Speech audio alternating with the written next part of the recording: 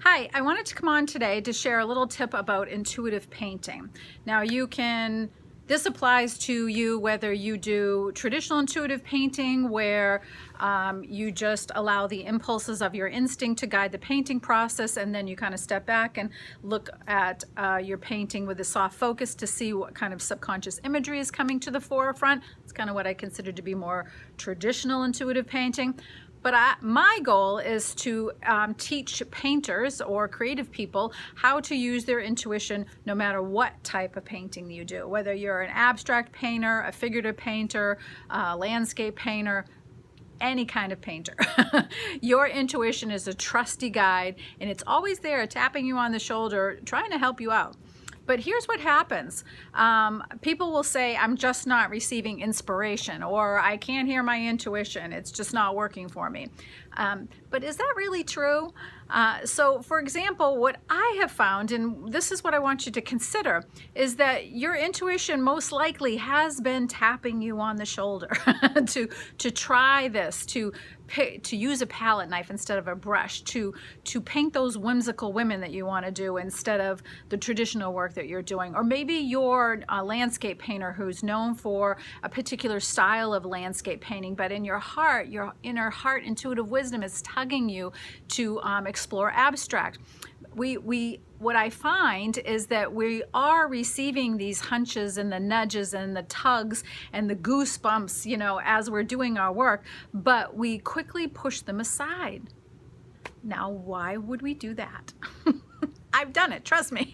So this is I learned because I've witnessed myself doing these things, and then I've had those aha, like I see what's going on now.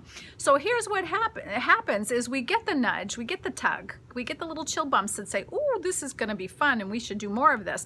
But then what happens is that our little inner critic, or maybe not so little, but those gremlins inside, they quickly rear up and they quickly squash the idea.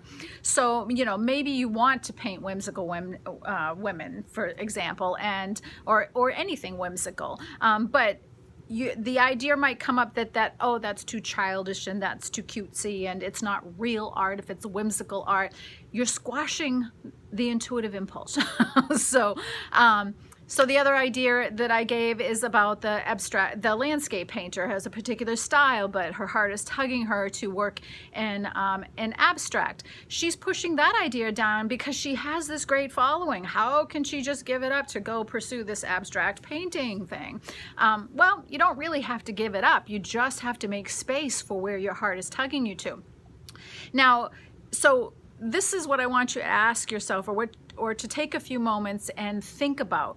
What are the nudges you have been getting? What are the tugs? What are the heartfelt callings that you've been having to try or do in your art that you may be quickly squashing down? You don't have to do anything with it right now. You don't have to totally change direction. I just want you to allow it up into the light and just recognize it, that yeah, I might be doing this. I'll give you a personal example. It's a small one, but hey, it's true. So for me, it just seems like every time I sit down to paint, I like to start with just, kind of loose brush marks and create basically an abstract painting before I jump in and do whatever type of painting I'm gonna do, if landscape or spirit animals. It's just kind of my process. But I kept noticing that I was painting with oranges, yellows, and pinks all the time. Pinks, yellow, oranges, pinks, yellow, purples. But yet I read, because I'm a marketing person, I love to follow up on statistics and trends, and I read that blue paintings sell better. So I told myself I was going to start experimenting with the color blue and different variations and tonal values of the color blue. But anytime I try to start with those different color blues, now I have nothing against the color blue, mind you. Please know, the sky is a gorgeous blue. Lakes on a summer day are a pretty blue. Alaska has this gorgeous turquoisey blue. So I'm not against the color blue, but when I was sitting down to paint and do my just free intuitive painting, I felt heavy and sludgy with those color blues. You know, my own personal energy, it didn't feel good inside my body. And I noticed that. And then I'm like, what are you doing? So I'm forcing myself to work with colors that intuitively, I'm just not in that right frequency right now. Like, it's just not a match. You know, that's not where my intuition wants me to be at this moment. Now, we could go into a little deeper dive into, you know, color theory and frequency and why I might be selecting that. But the why doesn't really matter at this point. The point is that I was pushing it aside because my left brain, my cognitive thinking beta brain, was telling me that blue paintings sell better, so that's what I should focus on. But my inner self was saying, no, we want to have fun, we want to play, let's go with the pinks and oranges, purples and yellows.